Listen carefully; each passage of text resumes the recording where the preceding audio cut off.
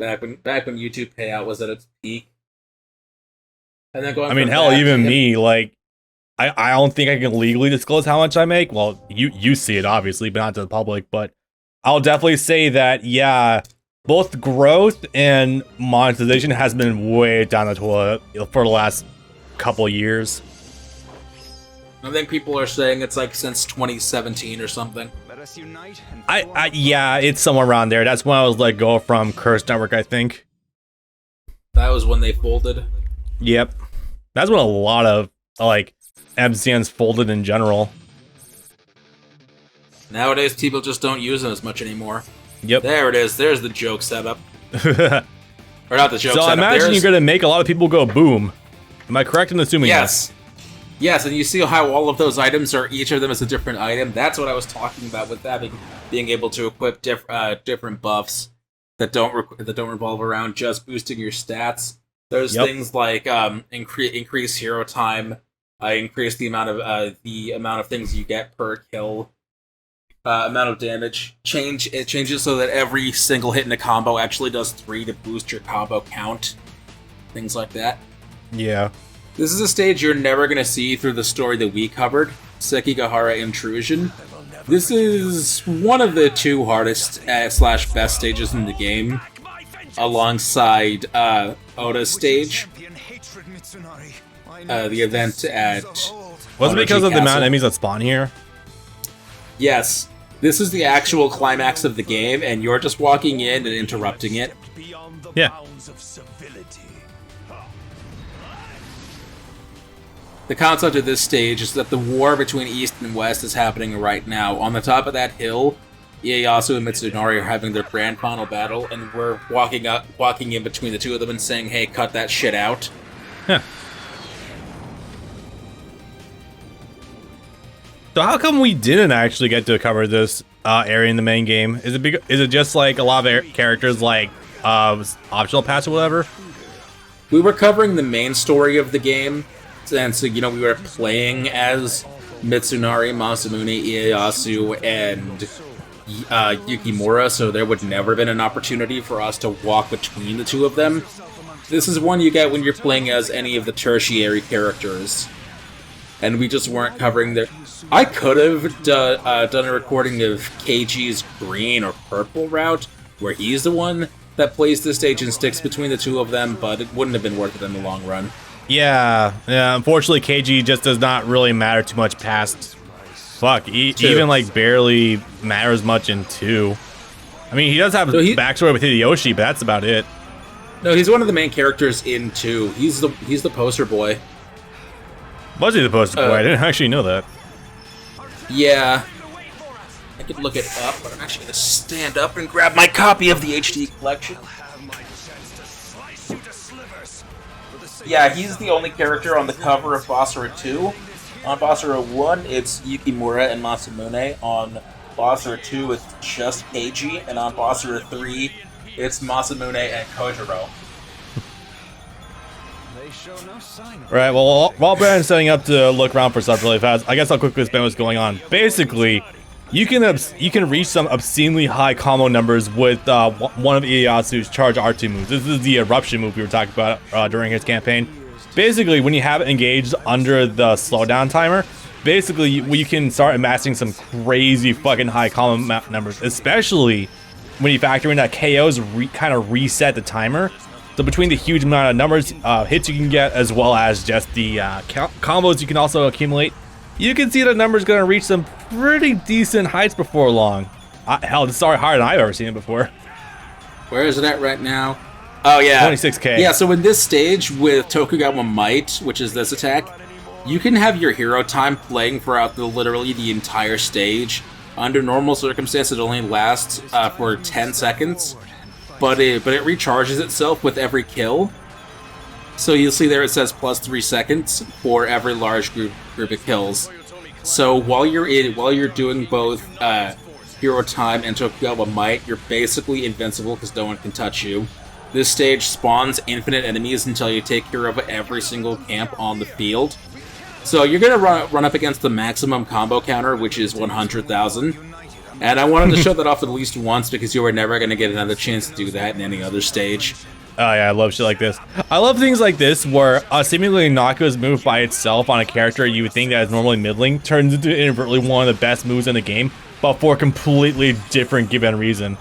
I think one of the best examples you can give is just like fucking Yu-Gi-Oh! For example, like the card Dragon Regeneration that allows you to draw a card for every time you tribute a Dragon type monster. It was originally seen as kind of garbo up until Dragon Rulers happened, and it's like, oh yeah, we should probably ban this. It's not once per turn. Yeah, that sounds about right. Actually, that process of discovery is actually one of the core components of why some fighting game characters will suddenly blow up overnight. It's fun perspective for you. Anyway, there it is. There's the cover of of all of the PS2 games. Wow, yeah, no kidding, dude. I'm getting some. Wow, this is a jump. It's kind of like seeing Toriko as one of the cover series on J-Stars back in the day. I mean, much respect to KG, I do love him, voiced by Eric Vale, but goddamn, it's just how times have changed. Yeah, that's sort of one of the problems that again I come back to with the Basara anime, in that they made the main character of the anime is Yukimura. That's basically undisputed. Yep. But the main character of season 2 is made to be Masamune. That's why he's the one that gets the kill against Hideyoshi, and I don't like that because it robs other characters of their agency, least of all Ieyasu. But more than that, just kind of shifts the focus of everyone else around them. So Keiji, who in Basara 2's context is supposed to be the one that beats Hideyoshi, brings him back to his senses for all the stupid shit he's been doing, is basically made to be a background character. Or not a background character, but at the very least, he's nowhere near as important as he should be. There's that 100,000 hits. So yeah, I definitely agree with the fact that it really should have been someone else to get the kill on Hideyoshi, but the flip side of the coin is that at least Season 2 is inadvertently a really good anime, and I feel like one of the actual components of that is that it gives a lot of characters who don't usually do stuff a lot of things to do. It actually turns Masamune from originally a fairly one-dimensional Dante knockoff character to, oh, this dude's actually got some beef to him. Well, I guess we can roll with that, why not? And then it was never really addressed again. I still love Season 2. It's absolutely fantastic, don't get me wrong. I just don't think that developing Masamune was a worthy trade-off for ignoring other characters and a far larger chunk of other characters. Would you accept a really beefy fight between Masamune and Hideyoshi if Masamune didn't get the final kill and it was someone else?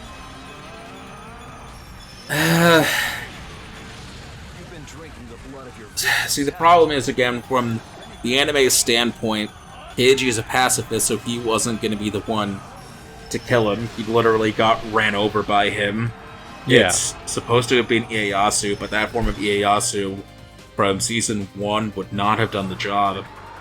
So they were written into a corner. They had to make it Masamune because Yukimura was off fighting against Motonari instead. And not to minimize Yukimura's victory, he literally stopped a moving castle by himself. Yep. But I just don't think it should have been Masamune to begin with. Or at the very least, it should have been a team effort. Not necessarily with Yukimura, maybe with Kojiro, I don't know. I just don't think he should have gotten that kill by himself. I think the fight itself is amazing, but I do agree that it really should have... They should have probably prolonged a little bit so that way Ieyasu could reach second puberty and be able to actually score the kill by himself. Because like you said before, like usually, yeah, he's a bit of a good boy, but he would probably just have to snap and make the sole exception of taking out Hideyoshi to prevent the further suffering of the country.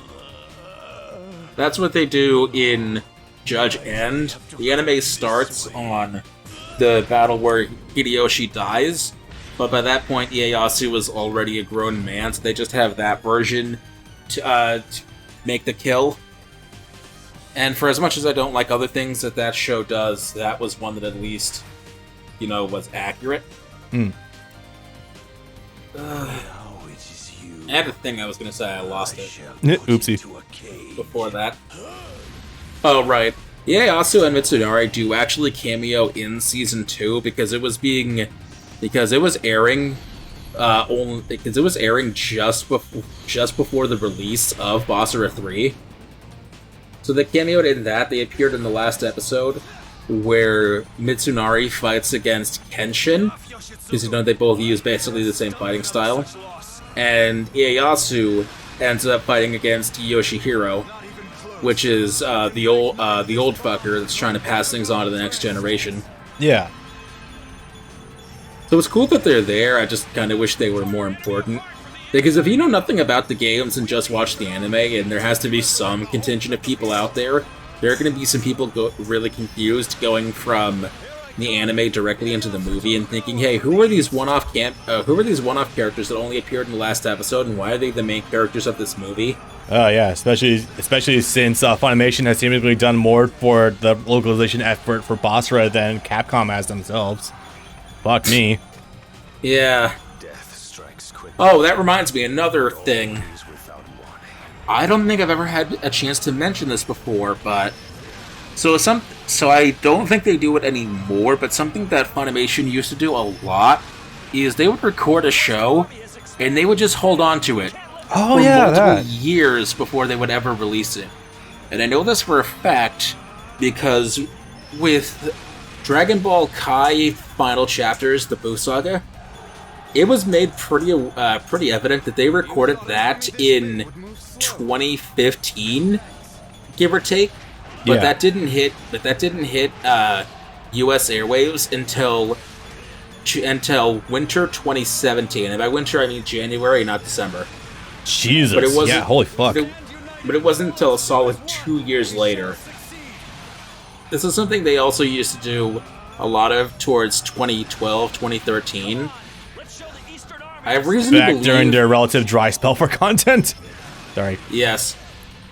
That they might have done this with Season 2 of Basara, because Basara 1 was released in 2010, only 1 year after its Japanese airing in 2009. Season 2 of Basara didn't release in America until 2012, when the Japanese Season 2 aired in 2010, so they might have just been sitting on it for 2 years.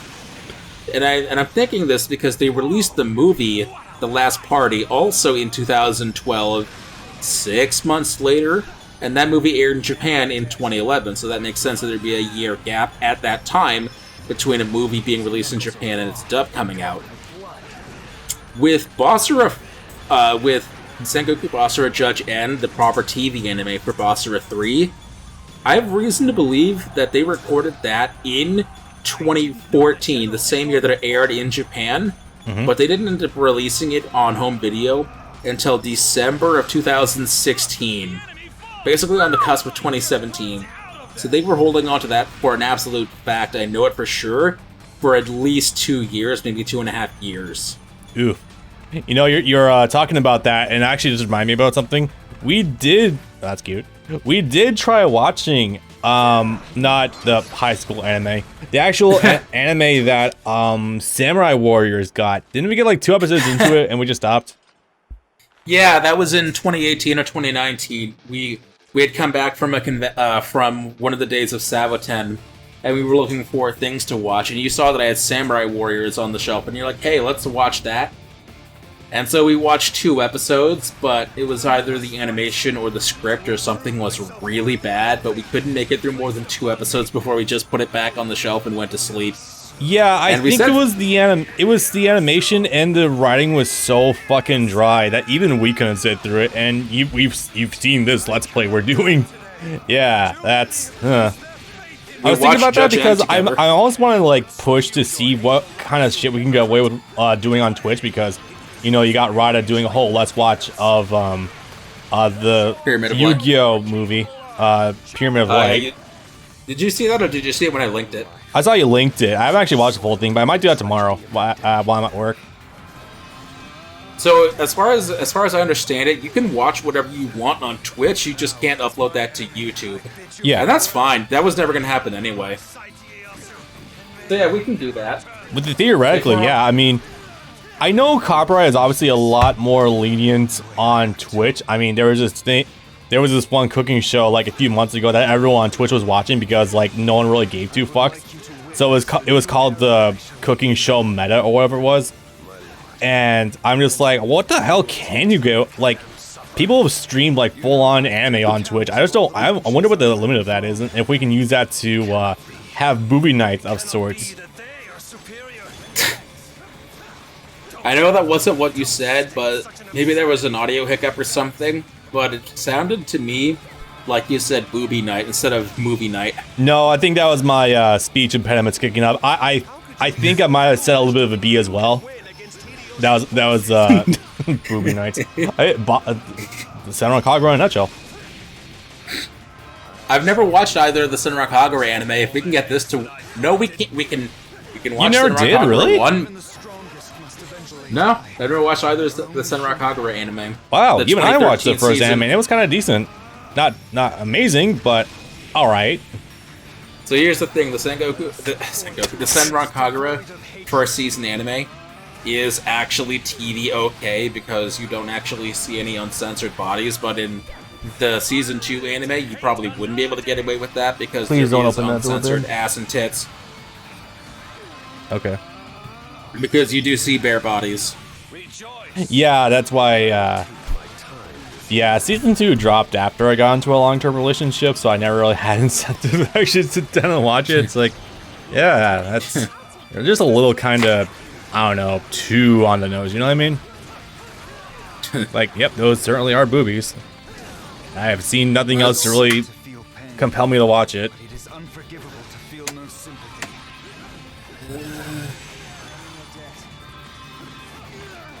I'm looking into this to see what you can and can't stream on Twitch, and it says you can't even read books on Twitch. That's fucking wild. Yeah, I know there's been issues with like trying to stream like reading the Dragon Ball Super manga in the past to Twitch, so got me on that one. You can only watch TV shows with viewers through a Twitch watch party. If you watch shows with your viewers outside of a Twitch watch party on streaming services such as Netflix, Hulu, and others, you risk being suspended. So Netflix is fair game? I'm trying to see.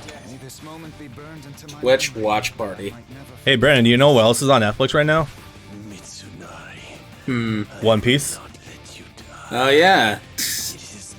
The fucking good excuse to keep watching One Piece if I've ever seen one.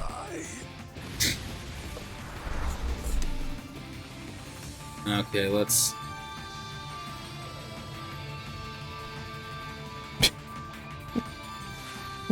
Mitsunari, take my power. Use it to become the Super Saiyan God.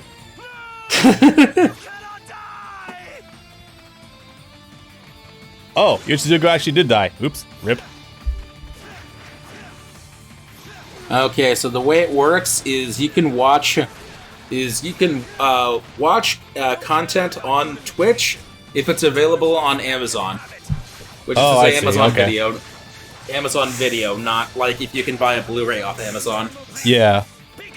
And One Piece is definitely on Amazon. I know that for a fact because Funimation is stupid and they release new episodes to Amazon Video before they release it to their own streaming service. Yeah. But yeah, if something is on Amazon, which we can definitely check, then yeah, you can watch it on Twitch.